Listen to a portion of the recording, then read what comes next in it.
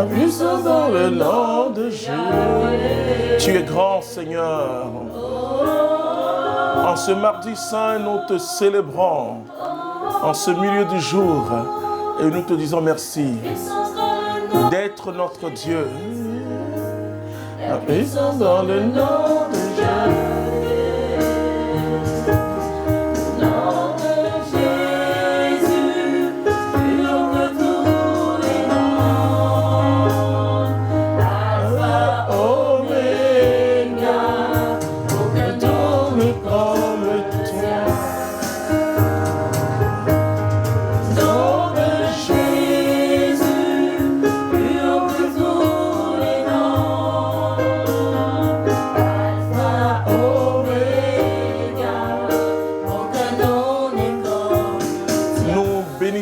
Notre Dieu et Seigneur, nous voulons dire avec toute l'Église de France et toute l'Église universelle,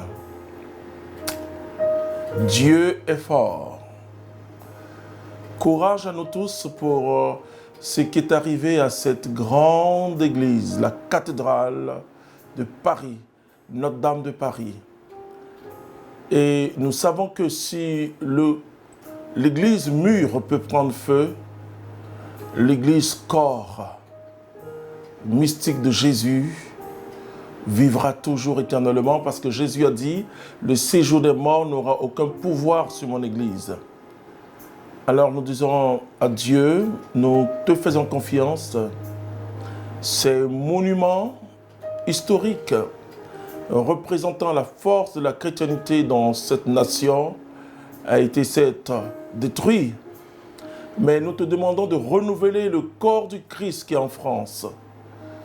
Et que ce qui nous est arrivé contribue à notre bonheur pour mieux nous occuper du corps de Jésus. De chaque pierre vivante. Chaque chrétien est une pierre vivante pour la construction de cet édifice spirituel. Jésus est mort pour que nous soyons sauvés. Béni sois-tu, Seigneur. Je vous salue dans le précieux nom de notre Seigneur Jésus-Christ. Merci d'être encore là en ce milieu du jour et merci de partager avec vos frères et sœurs tout ce que nous faisons ici maintenant dans ce studio Saint-Jérôme. Et nous disons merci à Dieu parce que nous sommes en train d'aborder un thème très important qui va aussi nous aider dans notre montée vers Pâques.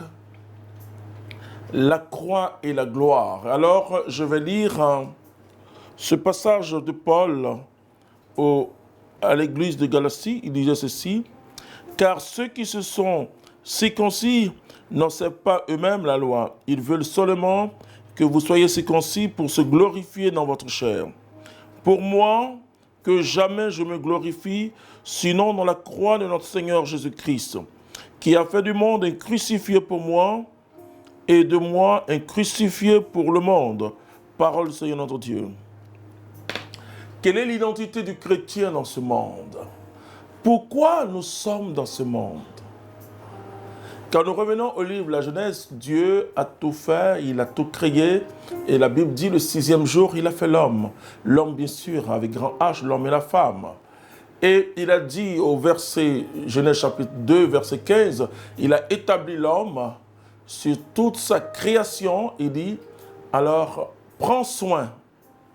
L'homme a pour mission principale de prendre soin de la création de Dieu, mais surtout de glorifier Dieu. D'abord à travers tout ce que Dieu a fait, à travers son immensité, mais aussi de glorifier Dieu à travers ce que l'homme est en tant qu'image et ressemblance de Dieu.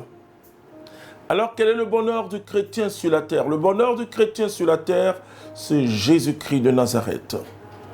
Je vais vous parler un peu de Saint Augustin, parce qu'il faut bien comprendre que Saint Augustin n'a toujours pas été chrétien.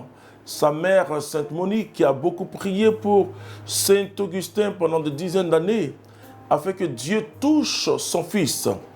Alors, Saint Augustin, c'était une période de la grande philosophie. Je dirais que la grande réflexion philosophique. Alors, on disait, heureux celui qui a la connaissance philosophique. Saint Augustin rencontre Jésus-Christ. Il rencontre Jésus-Christ comme Saint Paul a rencontré Jésus-Christ et il fait une expérience formidable de Jésus. Et à la suite de cette rencontre formidable, et Saint Augustin, qui était grand philosophe, découvre que la sagesse, c'est Dieu. Alors, il fait un commentaire extraordinaire de 1 Corinthiens, chapitre 1, à partir du verset 17 jusqu'à 24, où on parle d'une sagesse. La sagesse de Dieu est folie pour le monde. La sagesse de Dieu, c'est la croix de Jésus. C'est-à-dire cette croix qui est présentée au monde. Le monde ne peut comprendre. Et comme le dit la parole de Dieu, c'est vraiment une folie. Une folie pour les païens et un scandale même pour les juifs de voir quelqu'un nu sur la croix. Et c'est ce que Jésus l'a fait. Parce que quand Jésus était sur la croix, mon frère, ma soeur, il pensait à toi, à moi et à celui qui est à côté de toi. C'est-à-dire que Jésus est mort, pas pour le monde, mais pour chaque personne du monde. Il est mort pour toi et pour moi. Si tu étais seul dans ce monde, Jésus serait mort pour toi. Alors, qu'est-ce que Paul va dire aux Galates? Il dit, pour lui, Paul, le monde a été crucifié. Et aussi pour le monde, lui, Paul, il a été crucifié. Pourquoi nous sommes chrétiens? Je dis souvent, et bien sûr, si nous sommes chrétiens, c'est un témoignage sur la terre. Mais si c'était pour aller directement au ciel maintenant, dès le baptême, hop, on meurt en même temps. Mais nous avons un témoignage à montrer, à faire descendre par Jésus-Christ, bien sûr, le règne de Dieu sur la terre. Quelles sont les paroles de notre Père? Et nous disons que ton règne vienne et que ta volonté soit faite sur la terre comme elle s'est faite déjà dans les cieux. Alors, je vais vous parler de la gloire de l'homme, la gloire des hommes et la gloire de Dieu. Malheureusement, quand on est chrétien, on est parfois façonné par les habitudes de ce monde. Et Paul nous dit dans Romains chapitre 12, à partir du verset 1 à 2, que ne vous laissez pas modeler à la manière du monde. Notre moule, ce n'est pas le monde. Nos valeurs, ce ne sont pas les valeurs du monde. Nos valeurs, ce sont les valeurs de l'Évangile. Alors, vous voyez, il y a un moule. Le moule fait sortir des éléments identiques. Et ce que le monde veut aujourd'hui, c'est que nous puissions penser comme le monde. Et Jésus est dit toujours, et d'ailleurs, heureux, heureux, heureux les artisans de paix, heureux ceux qui ont faim et soif de justice. Dieu dit que ses pensées ne sont pas nos pensées et ses voix ne sont pas nos voix. Ses voix sont au-dessus de nos voix. Donc il y a la sagesse du monde et la sagesse du monde qui conduit à une certaine gloire du monde et il y a la sagesse de Dieu qui conduit non pas à une gloire personnelle mais à glorifier le Seigneur par tout acte que nous posons. Le problème de l'épreuve dans la vie chrétienne, on me pose souvent la question, est-ce que Dieu permet l'épreuve? Oui, Dieu permet l'épreuve, pas pour nous châtier, non, pas pour nous châtier, si nous sommes chrétiens, mais pour nous éduquer. Et nous sommes en train de vivre un temps formidable qui est la Semaine Sainte. Et notre thème de ce mois, c'est aussi s'appuie sur l'expérience de Job. Job, voici quelqu'un qui a vraiment, et l'Écriture nous dit que c'est un homme juste. Alors Dieu, c'est une image, Dieu dit au diable, écoute, est-ce que tu as vu mon serviteur Job? Regarde comme il est intègre. Job dit, bien sûr, il te loue parce qu'il a tout. Il a tout ce qu'il lui faut. Et en plus, tu protèges Job. Donc, alors, il dit, mais laisse-moi frapper Job. Et tu verras, on verra s'il va encore te louer. Et nous connaissons la suite, Dieu permet. Dieu permet, Dieu n'est pas auteur du mal, mais Dieu permet certaines expériences qui peuvent nous faire mal. Et Job perd tout ce qu'il a et il devient lépreux. Son épouse, qui avait l'habitude de louer Dieu aussi, elle a dit à Job, cette fois-ci, c'est trop. Maudit Dieu et meurt. Et Job a dit, mais si je bénis le Seigneur, alors que j'étais dans la surabondance, je dirais, comment ne pas bénir le Seigneur pendant que je n'ai rien, alors que je n'ai rien? Alors, cette parole de Job est une parole assez forte. Bénir le Seigneur en tout temps, en toute occasion. Ne pas bénir le Seigneur uniquement quand tout va. Quand tout ne va pas, humainement, tu dois continuer à bénir le Seigneur en disant, mais je ne dis pas de bénir le Seigneur pour l'épreuve forcément, mais bénir le Seigneur dans l'épreuve. Et c'est ce que Job a dit. Et si j'ai béni le Seigneur dans l'abondance, je vais bénir le Seigneur alors que je n'ai rien. Dans cette situation actuelle, je dois bénir le Seigneur. Vous voyez, à moins que vous soyez assez mystique, voilà, pour bénir le Seigneur pour la maladie, c'est possible. Mais souvent, j'enseigne pour une bonne compréhension de l'amour de Dieu. J'enseigne en disant, bénissez le Seigneur dans l'épreuve, pas pour l'épreuve, mais dans l'épreuve. Mais c'est possible de bénir le Seigneur pour l'épreuve. Alors, les trois amis, ce qui m'intéresse, ce sont les trois amis de Job qui vont venir. Ils vont dire, mais Job, c'est pas possible, qu'est-ce que tu as fait au Seigneur? Parce que sur le plan théologique, je ne vais pas entrer dans le détail, le livre de Job vient résoudre un problème assez important. Parce qu'on demandait, est-ce que le juste peut souffrir? Est-ce que celui qui a donné sa vie, vraiment Dieu peut souffrir? Parce que dans le temps, on disait que celui qui souffre, c'est qu'il est maudit, et c'est que ce n'est pas quelqu'un qui a le Seigneur. Alors, le livre de Job vient résoudre un problème théologique important, en disant, oui, le juste peut souffrir, mais si le juste souffre, c'est parce que Dieu permet. Et on voit les amis de Job qui restent dans une certaine conception de la religion. Et malheureusement, aujourd'hui, certaines personnes sont dans cette conception de la religion en disant « Mais tu t'es pas encore marié, tu ne prospères pas, tu ne fais pas ça. » C'est qu'il y a un problème spirituel. Oh là là, mon œil, frères et sœurs, nous ne pouvons pas effacer la croix et surtout le chemin de croix dans la vie chrétienne. Et pour l'apôtre Jean, l'heure de la glorification de Jésus, l'heure de Jésus, c'est la croix. Donc Jésus va plus loin même que cette conception corrigée et à travers le livre de Job en disant que le juste peut souffrir. En Jésus-Christ, le juste souffre pour les pécheurs. Ça, c'est extraordinaire ce que Dieu fait. Le juste souffre, pas pour lui-même, mais il souffre pour les pécheurs. Paul dit, alors que nous étions pécheurs, Christ est mort pour nous. Amen.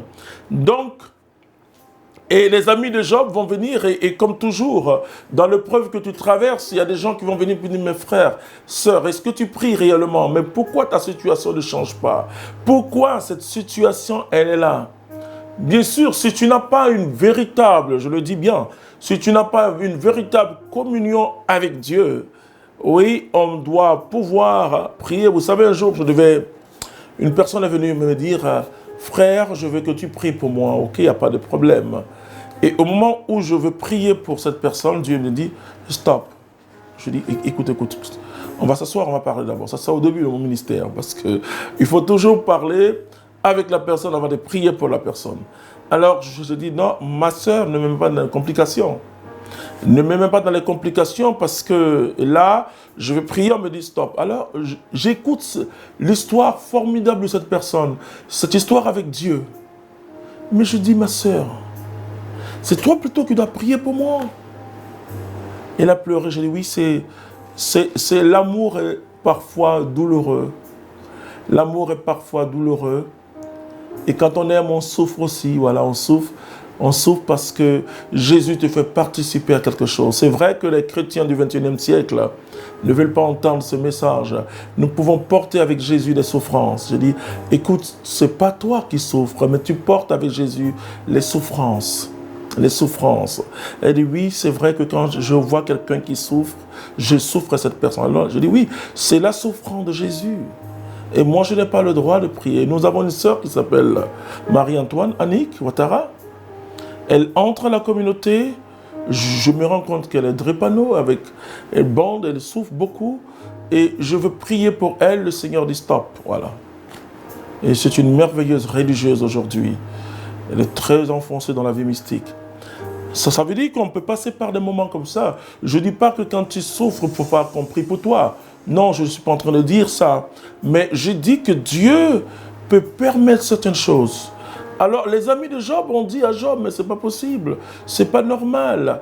Et Job, tu ne peux pas dire que tu es juste alors que tu souffres. Voilà, frères et sœurs.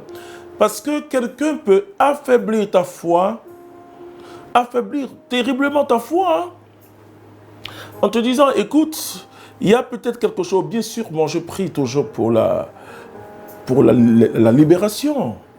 Il peut effectivement avoir un esprit parfois générationnel qui peut bloquer le bonheur de la personne. Ça arrive, ça. Mais ce que je suis en train de dire, je parle de véritables chrétiens qui ont fait une expérience avec Jésus-Christ dans le Saint-Esprit. Tu peux même prier, comme Paul a dit, j'ai demandé à Dieu, on ne sait pas ce que c'est que cette écharde, mais quelque chose qui me faisait souffrir. Paul, ça peut être un caractère, ça peut être quelque chose, on ne sait pas. Mais le Seigneur n'a pas répondu à Paul. Il dit, il n'a pas délivré Paul de ça. Il dit, Paul, écoute bien, ma puissance se manifeste dans la faiblesse. Quand tu es faible, alors je suis puissant, je manifeste ma gloire en toi.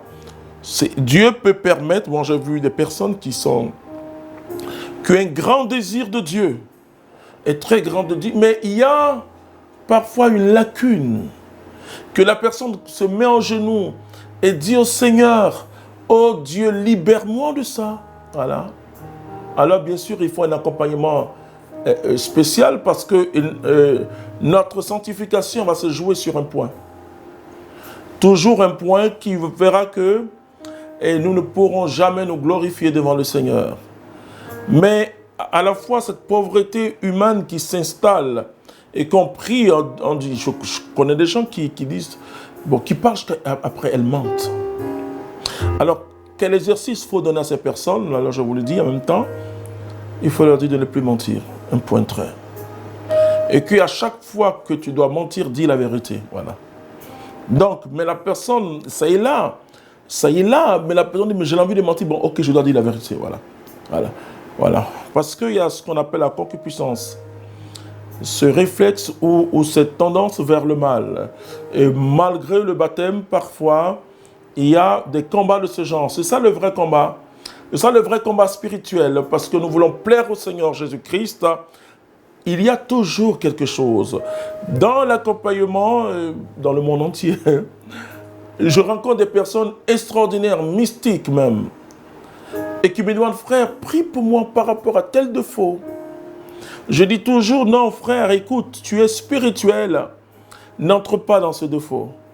Si c'est la colère, à partir du moment où tu sens la colère monter, tu dis, Jésus ta grâce, Jésus ta grâce, Jésus ta grâce. Effectivement, la personne me dit souvent, mais à chaque fois je suis obligé de le dire, mais est-ce qu'il peut arriver un jour où, voilà, tout est parfait? Je dis non, il y a toujours un point.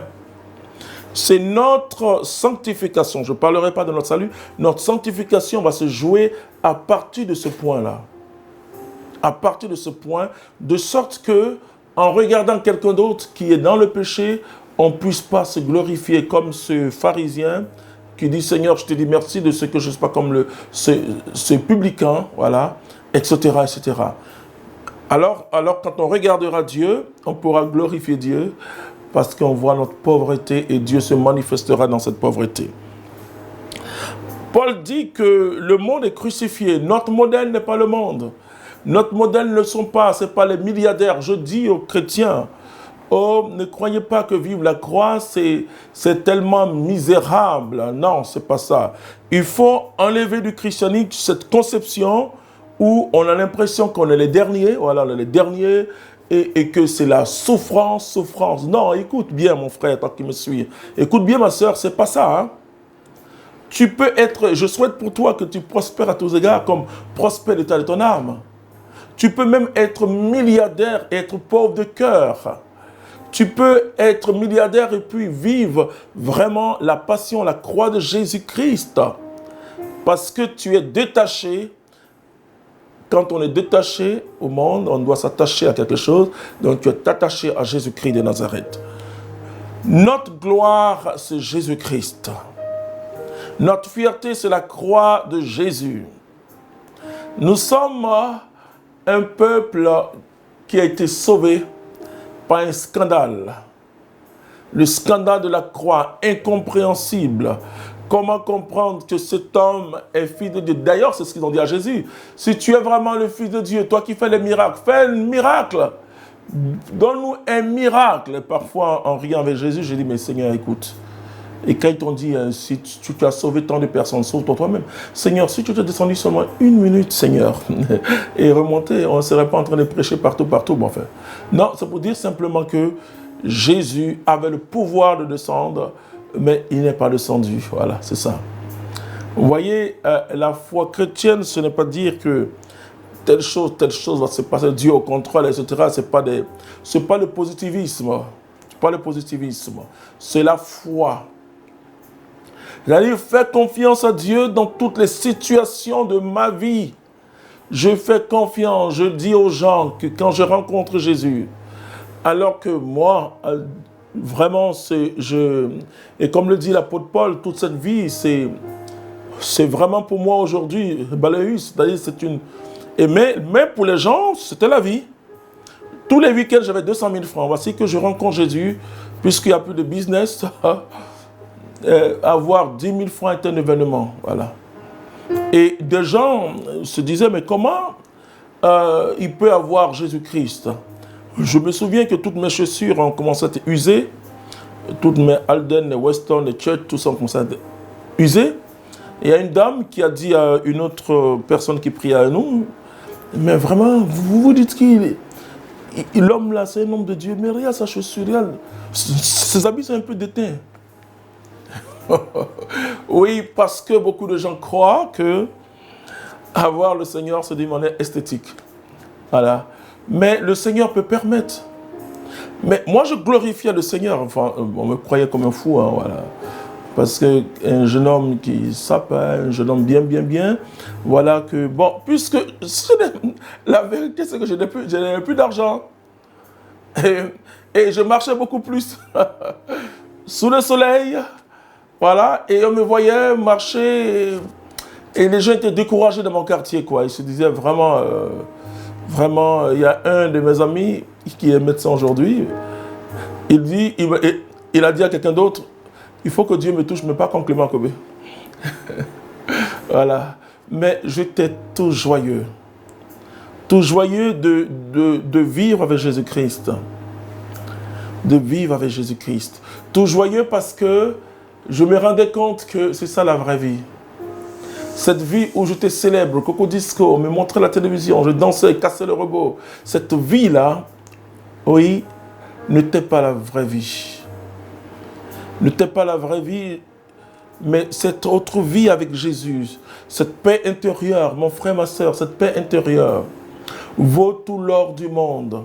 Et vivre dans cette tranquillité, comme le dit l'apôtre Paul en Romains chapitre 5, étant donc sauvés par la foi, nous avons la paix avec Dieu par notre Seigneur Jésus-Christ.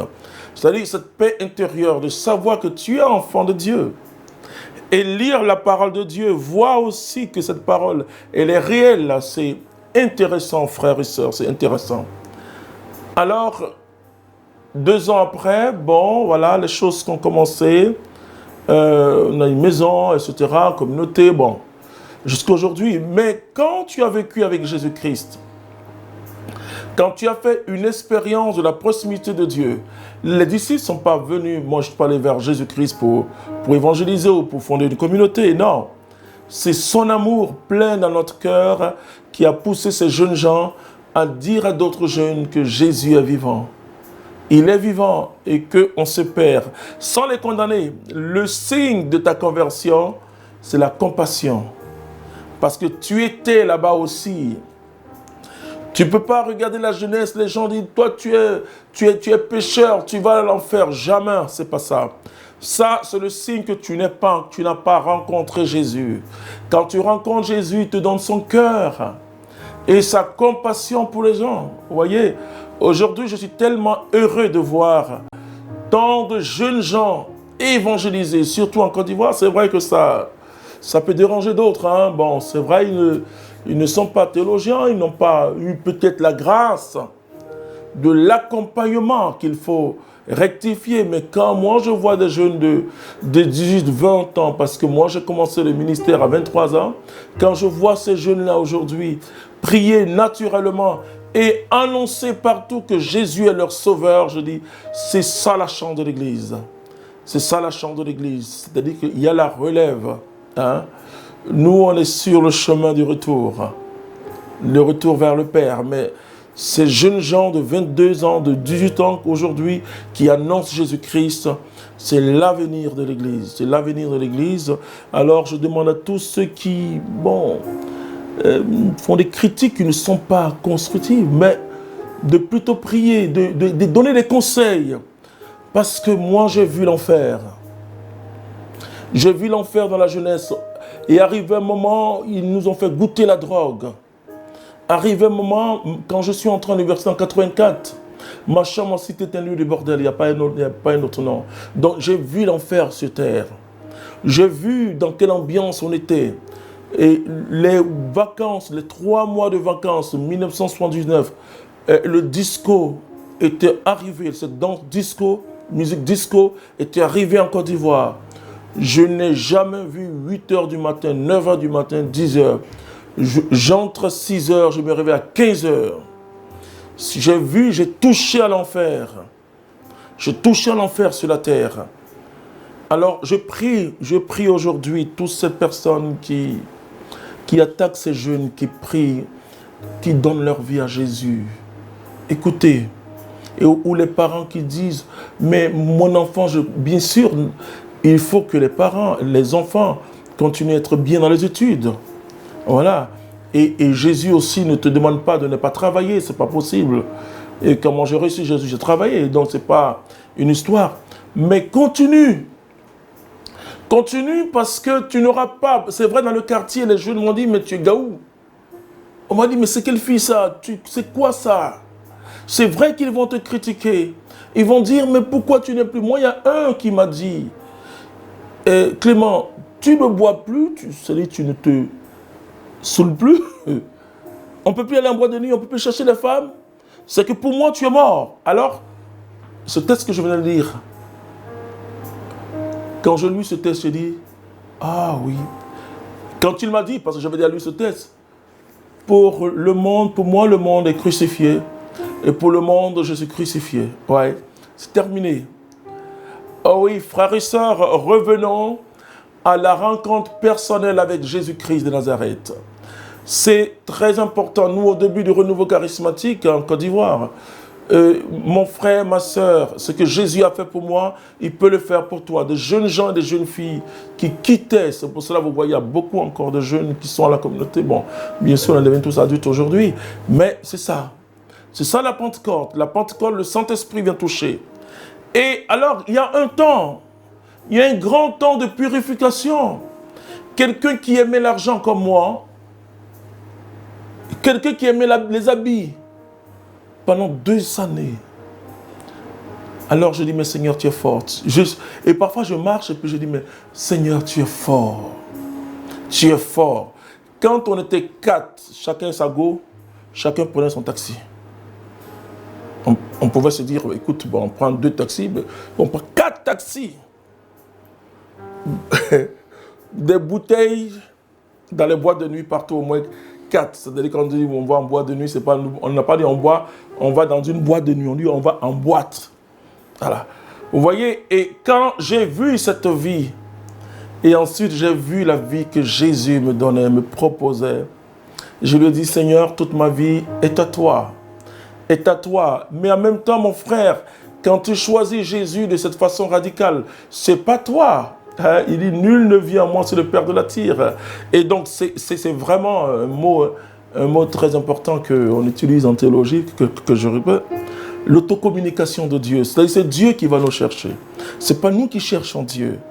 Et le Seigneur est allé chercher la brebis égarée. Et à partir de cet instant, je lui ai dit, Seigneur, toute ma vie est à toi. Toute mon existence est à toi. Ça n'a pas été facile, oh ma pauvre famille. Ça n'a pas été facile. ce n'a pas été facile pour quelqu'un qui est très intelligent, selon eux, et qui, voilà, on dit, mais il me faut une folie religieuse. Oui. Quand on rencontre Jésus, le monde nous vomit, frères et sœurs. Le monde nous vomit totalement parce qu'on n'a plus les valeurs du monde. On a les valeurs de Jésus. Vous savez, l'Occident, on peut dire l'Occident que, voilà, l'Occident, comme c'est là aujourd'hui, un mariage homosexuel, tout cela, mais l'Occident garde encore des valeurs évangéliques. Et ces valeurs évangéliques de solidarité ont fait qu'il y a Médecins sans frontières, il y a la Croix-Rouge, etc.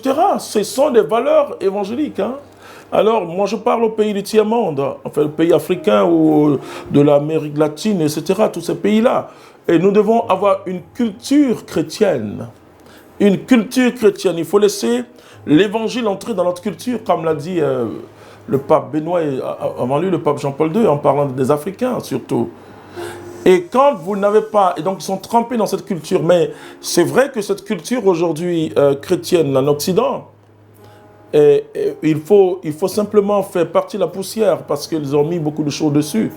Mais c'est vraiment cette culture qui les pousse encore, malgré le fait qu'ils ne prient plus. Voilà. Est-ce qu'ils ne prient plus peut-être parce qu'ils sont découragés en voyant le comportement des chrétiens? Et c'est là le problème. Le problème n'est pas les autres, frères et sœurs. Je suis toujours étonné quand les chrétiens se disent ben, le monde a changé, mais c'est nous. Un jour, je priais, Dieu soit la gloire, avant de prêcher, et le Seigneur qui me dit, dis-leur que le nombre de démons n'a pas augmenté dans le monde. Je dis enfin, comment ça? Parce qu'on dit l'obscurité, l'obscurité, l'obscurité. Il dit depuis la chute, le nombre de démons n'a pas augmenté. Bon, Seigneur, ah oui, oui, c'est vrai. Hein? Mais alors, qu'est-ce qui fait qu'il y a l'obscurité? Il dit c'est parce que la lumière des chrétiens faiblit. Et parfois, elle s'éteint totalement. Ah, c'est pour cela qu'il y a l'obscurité. Le christianisme a éclairé l'Occident pendant des siècles. Et a provoqué même le siècle de lumière. Le siècle de lumière. Et c'est intéressant de voir que l'université, la médecine et autres sont les moines. L'agriculture, ce sont les moines. Donc, le christianisme a éclairé l'Occident. Voilà. Et aujourd'hui, c'est vrai qu'il y a une obscurité, mais c'est parce que les chrétiens en Occident, la lampe s'est éteinte ou est en train de s'éteindre. Donc, il nous faut, nous aussi, dans les autres pays, ne jamais faire éteindre cette lampe de notre baptême, cette bougie qu'on nous donne, pour être lumière du monde. Alors, en rencontrant Jésus-Christ, ton frère, ma sœur, il peut avoir la souffrance. Tu ne peux plus faire ce que tu faisais avant. Tu ne peux plus... Tu es mort. Tu es véritablement mort. Tu es morte. Et le monde pour toi est crucifié. Nous sommes dans le monde, mais nous ne sommes pas du monde. Ce que tu dois chercher, ce n'est pas la gloire de ce monde. Même si tu as un poste de responsabilité, même si tu es président, si tu es ministre, si tu es milliardaire, homme d'affaires, ce n'est pas la gloire du monde que tu dois chercher. Tu dois te dire que Dieu m'envoie en mission dans le monde. Parce qu'il dit, allez partout la terre. Alors, quand Dieu nous envoie en mission, il nous donne un ministère particulier. Peut-être que toi, ton ministère, c'est être ministre de la République. C'est même être président, je souhaite pour toi. Être homme d'affaires. Mais tu es en mission. Tu ne dois pas te glorifier pour tes milliards ou pour ton poste. Tu vas te glorifier d'une seule chose, de la croix de Jésus-Christ de Nazareth. Alors, mon frère, ma soeur, en cette semaine sainte, sois fort et courageux. Sois forte et courageuse.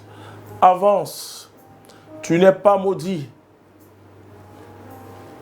Les liens générationnels mauvais ne peuvent plus rien contre toi parce que tu as Jésus-Christ. Dieu est en train de t'enseigner. Quel est ton trésor? Si ton trésor est Dieu, ton cœur est en Dieu. Si ton trésor est dans les choses de ce monde, ça veut dire que ton cœur est dans les choses de ce monde.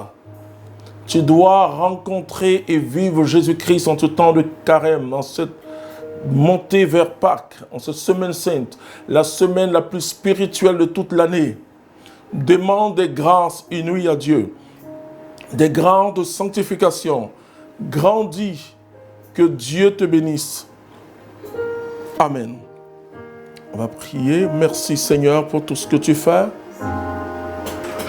Merci de nous aider. Merci de nous combler de grâce. On chante. Ceux qui connaissent ce chant, chantent avec nous. Omega,